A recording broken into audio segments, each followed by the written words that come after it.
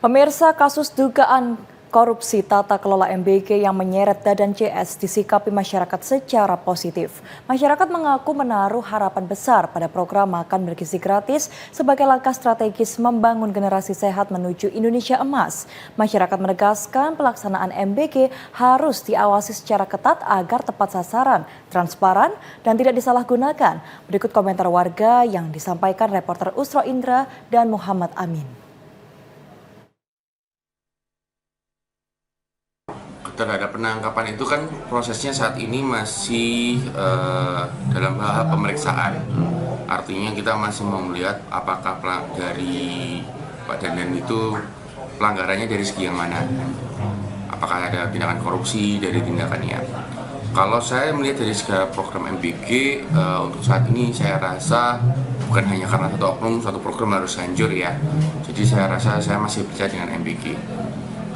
Namun menurut saya ada beberapa hal yang harus diperbaiki, terutama dalam segi pengawasan dan juga standarisasi.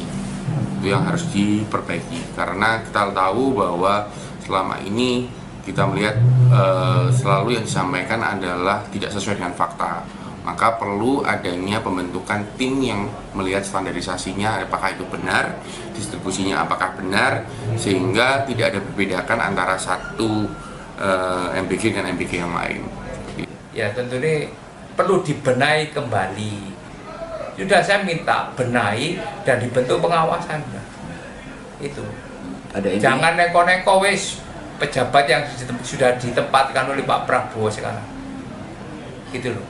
Anda bom waktu, becek ke titik olok ketoro. Cepat atau lambat kejahatan itu tidak selalu jaya.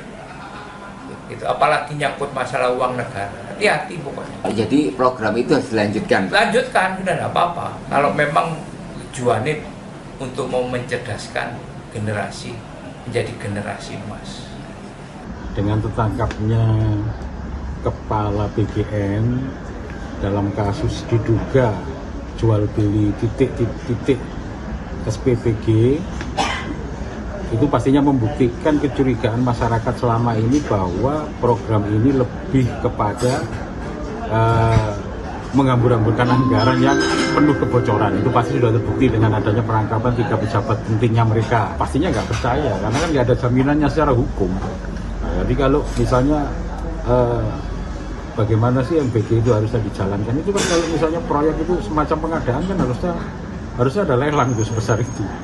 Untuk proyek pengadaan makan bergizi gratis yang menjangkau berapa juta penerima manfaat katanya ya, dan kenyataannya kan yang menerima manfaat malah bukan siswanya tuh, malah pengurusnya yang menerima manfaat tuh.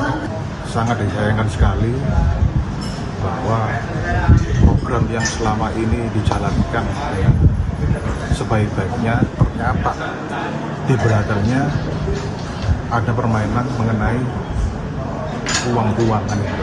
Ya memang sangat tidak percaya, karena kenapa? Itu sangat merugikan. Karena kenapa? Keuangan negara kan lagi tipis-tipisnya dan tidak ada lagi. Terus anggaran dari mana? Seluruhnya itu diada-adakan, dimanfaatkan untuk kegiatan MBG. Saya rasa kalau toh ada seorang pemimpin untuk sebagai ketua BGN yang baru itu harus transparan, jujur, ya kan? Apa adanya, kalau ada, kalau tidak. Ya seperti itulah, harus jujur, transparan, dan punya integritas.